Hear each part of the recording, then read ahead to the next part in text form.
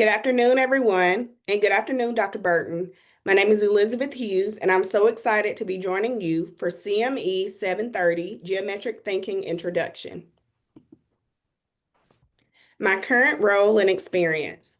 I currently serve as a K-5 math specialist for AMSTA, which stands for the Alabama Math Science Technology Initiative. In my role, I am working with math coaches and teachers across Alabama, specifically in Region 3, to move students towards proficiency in mathematics. So, what does all that mean? It means that I'm partnering with teachers side by side in classrooms for support to show them best practices and new conceptual ways to foster learning with students around mathematics. I also provide and create relevant professional development for teachers and coaches around our region.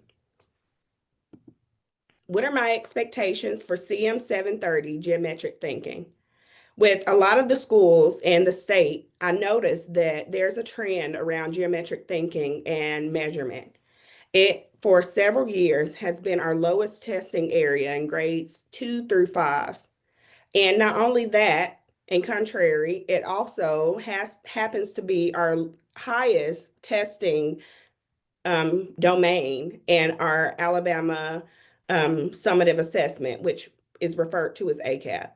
And so, with that in mind, as we're seeing that topsy-turvy relationship between the two, I recognize how important it is that I'm equipped so that I can better equip my teachers and the coaches that I'm working with on a daily basis to be better prepared to move students through this geometric thinking. So I want to use what I learned from the Van Haley progressions to help students K-5 foster this geometric thinking at an early age and to build coherence across grades K through 12.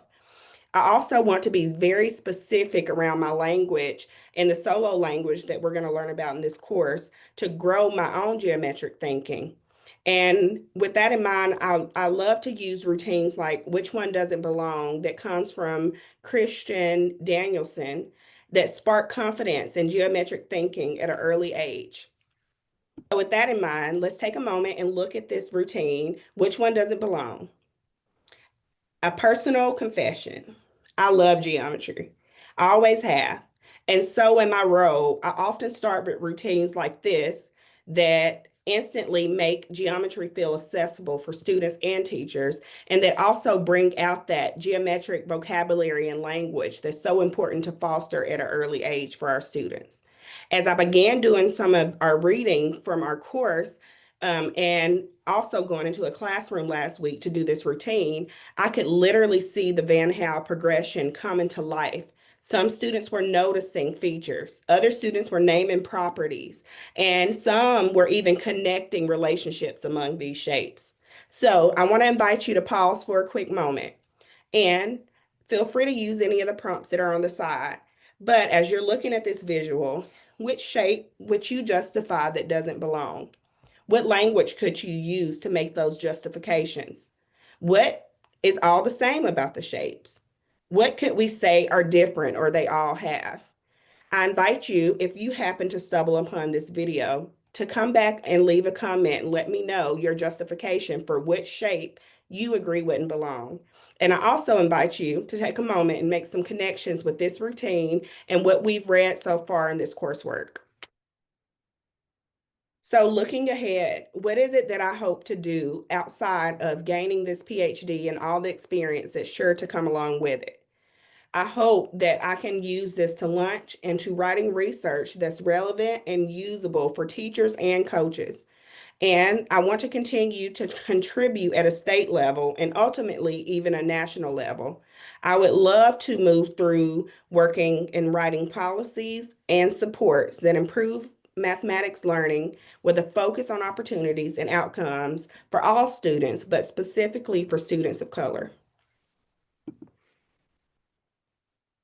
So in closing, and in spirit of geometry, and because we're going to be all learning alongside each other for the next 8 weeks, I'd love to invite you to let me know or get to know a little bit more about yourself. I've taken this quick The Shapes personality quiz that comes from Paul Clanton Gibbs, as you can see here.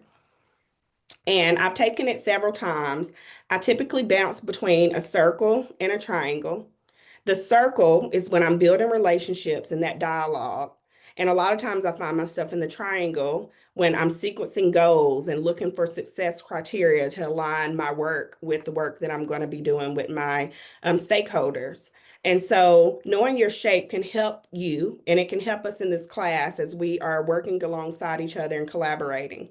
So I invite you to take this quiz to find out more about how it can launch you and help you to be better prepared for this journey as you are working in your career and through this PhD program.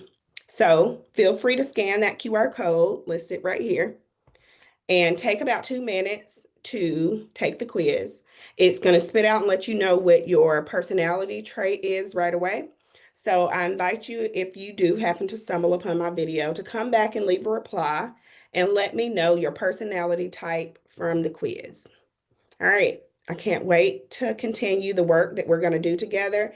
And I can't wait to see how knowing the shapes and our personalities are going to help us complement each other alongside this work this semester and the remainder of our time together throughout this PhD program. All right. Thanks so much for listening.